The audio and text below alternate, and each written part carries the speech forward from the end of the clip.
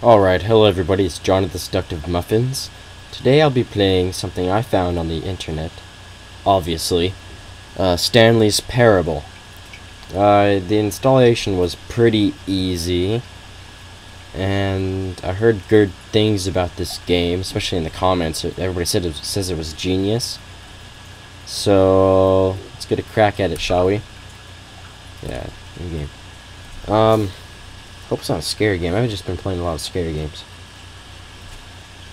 Ugh, I'm getting all scary gamed out. Just click to skip. We probably don't want to skip this. Stanley worked for a company in a big building where he was employee number 427. That is a big office. His job was simple. He sat at his desk in He's room not sitting. 427 and he pushed buttons on a keyboard. That's a job. Orders came to him through a monitor next to his desk, telling him what buttons to push, how long to push them, and in what order. Yeah, he's like a slave. This is what employee 427 did every day of every month of every year. And although others might have considered it soul-wrenching, Stanley relished every moment that the orders came in, as though he had been made exactly for this job. And Stanley... Is he a robot?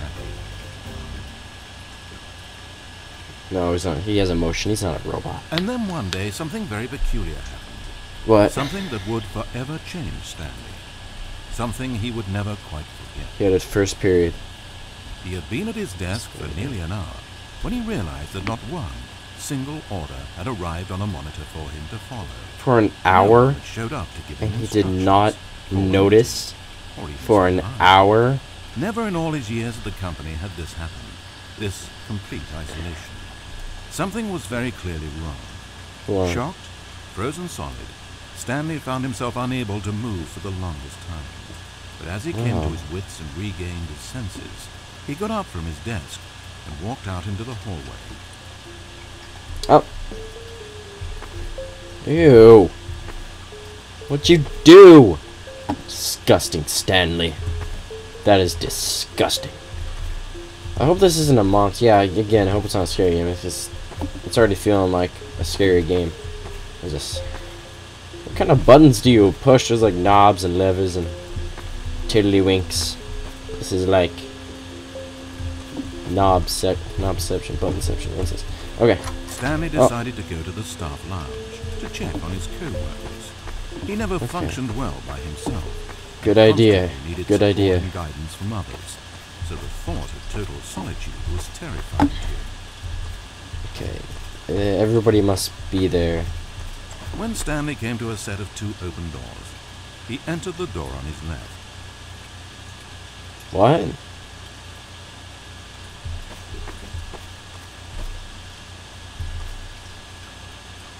Huh. What if... Is there a save option here? Okay, good.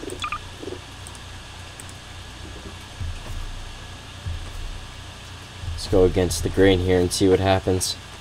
This was not the correct way to the employee lounge, and Stanley knew it perfectly well. No. So he turned left at the first open door and walked back in the right direction.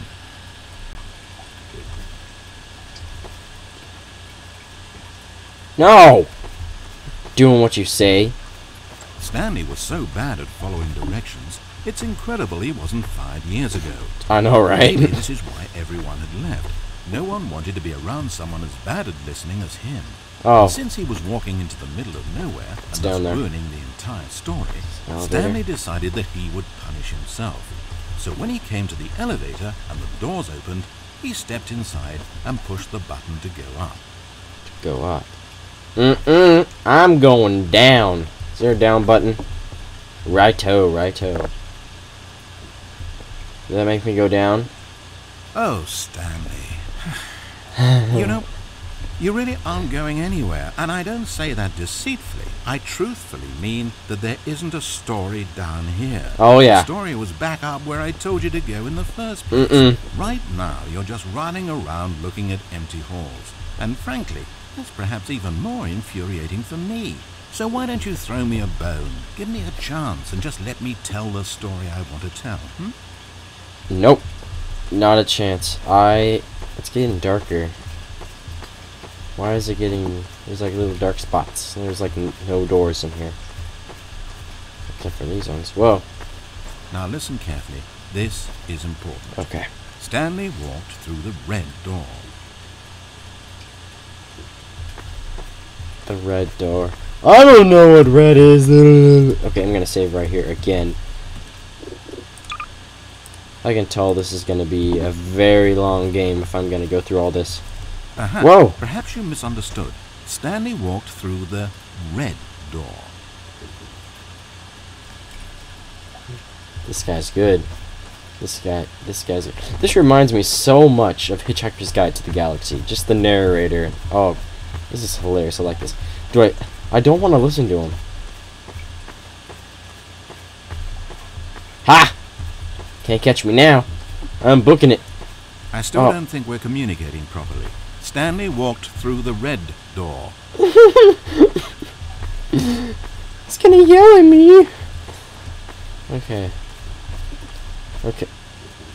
That is a reddish brownish door. That's the door of death.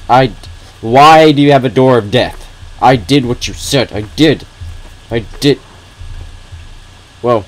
Good. Good. Okay. Now, if you don't mind, there's something I'd like to show you. Oh, God. But to do that, I think it would be best for us to start from the beginning. We're starting up. Oh, okay. This is a very sad story about the death of a man named Stanley. What? This is different. You changed it. Stanley worked for a company in a big building where he was employee number 427. Good morning. His job pushing buttons demanded little of him, so there was not much of himself to give. And in this way, Stanley's job felt less and less like his every day. But if buttons need pushing one day, it means they'll need pushing the next, and then the next. So, without question or judgment, Stanley continued to do what the screen told him. One keystroke flowed into another keystroke, flowed into his ride home, flowed into dinner, flowed into waking up, flowed into going to work, and here he was again. Stanley was typing out a complete sentence that said absolutely nothing at all.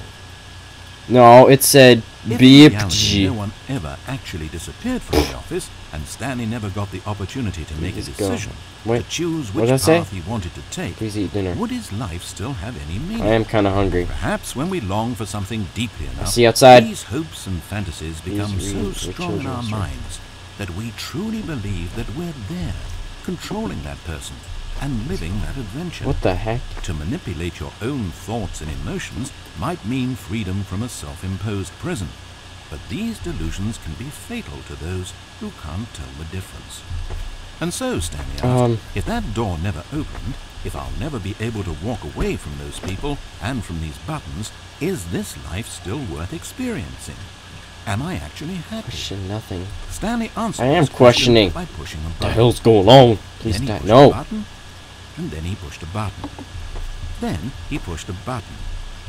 Then he pushed a button. What's with my carpet? What happened? Is that the end? Wow. That was something. I like that. I'm gonna play more of that. Yeah. Okay. I will put the download link down in the description. And I'll see you guys next time for more of this. Comment, like, and subscribe. Bye-bye.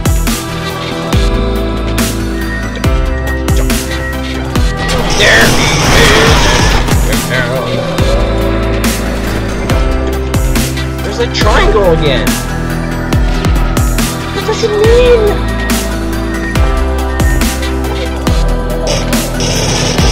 Out there.